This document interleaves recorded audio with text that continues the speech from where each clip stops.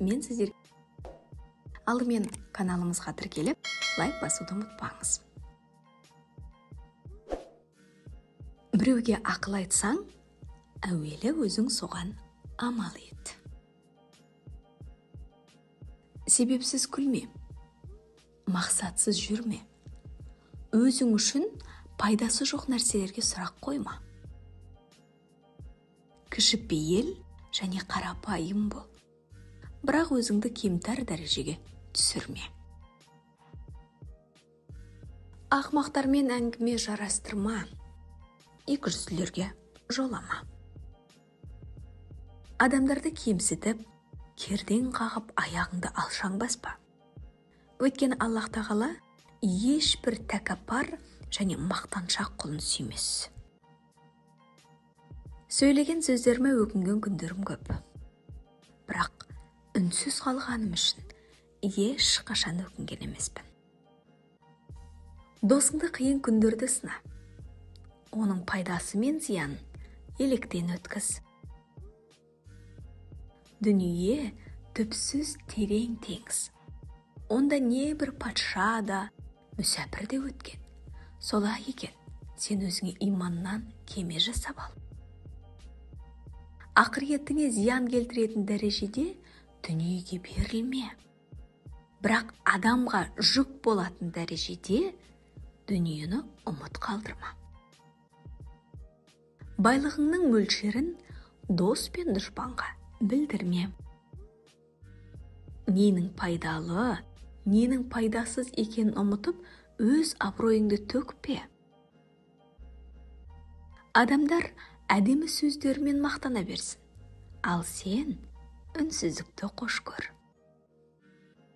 Барлық істе орташа жол тұт. Біреудің үйіне кіргеніңде көзің мен тіліңе ықтият бол. Өзіңе жақпаған нәрсені өзгеге де тең көрме. Саған ісі түскен кісіні үмітсіз қайтарма, ал наданнан жақсылық күтпе. Аз жеуге, аз сөйлеуге әдеттен. Сөйлесең, дәлелімен сөйле. Тәнің мен киіміңді таза ұста. Өз наныңды өзгенің дастарханында жеме. Көшеде отырған іссіз және әңгімешіл адамдарға қосылма. Балаң не айтса, соны істей берме. Мейманыңа іс бұйырма, және оның жанында жанжал шығарып, біреумен ұрыспа. Өтіп кеткен жанжалмен келіспеушіліктерді есіңе алма. Біреуді ешкімнің алдында ұятқа қалдырма. Әйелге сенбе, оған сырыңды айтпа. Мен ауыр тастар мен қатты темірлерді де тасыдым. Бірақ қарыздан ауыр нәрсені көрмедім. Дәмді тағамдар мен балдай тәтті жемістердің де дәмін көрдім. Бірақ денсаулықтан тәтті ештеңе көрмедім. Үнсіздік көп адамның қолдан келмейтін даналық. Алған біліміңе амал етпей, одан да көпке ұмтылуың, бір адамның бір құшақ отын жинап, оның көтере алмайтынын біле тұра, оған тағы да ашкөздікпен отын тергендей болмақ.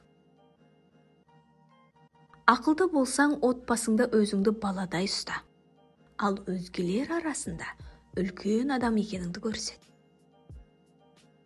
Шынында сөздің салмағы тастан да қатты, пышақтан да өткір. Шынында адамның жүрегі топырақ секілді. Оған жақсы сөзбен жылулық керек. Жаман сөз жүректі жаралап, адамды терең тұңғиыққа сүңгітіп жібереді. Лұқман хакімге сен қалай мұндай даналыққа қол жеткіздің деп сұрақ қойыпты. Сонда ол үнсіздік сақтап, маған қатысы жоқ нәрсеге араласқан жоқпын депті. Қарыздан аулақ болыңыз. Бұл сіздер үшін күндіз кемсіту болса, түнде ауыр ой мен ұйқысыздыққа апарады. Адасып жүрген болсаңыз, білгеннен көмек сұраңыз. Адамдардың сөзінен қорқып, өзіңізді тура жолдамын деп алдамаңыз. Өзгелерді таң қалдырып, ақмақтармен бәстесуге бола білім алмаңыз. Жаратқаннан еш нәрсе жасыра алмайтыныңызды ойлаңыз. Қошқар мен қасқыр дос бола алмайтыны секілді, ақмақтармен достасам деп әуреге түспеңіз. Жақсы адамды кездестіріп қалсаңыз, одан өзіңізді бір саты төмен ұстап мәміле қылыңыз. Ал ақмақтарға сенікі дұрыс дей салыңыз. Балаң есейіп, одан жақсылық көргің келсе, кішісінде оған бар мейіріміңді бер. Баланы орнымен жазалау, яғни сөзбен, жаңбырдың жерге деген қажеттілігі секілді.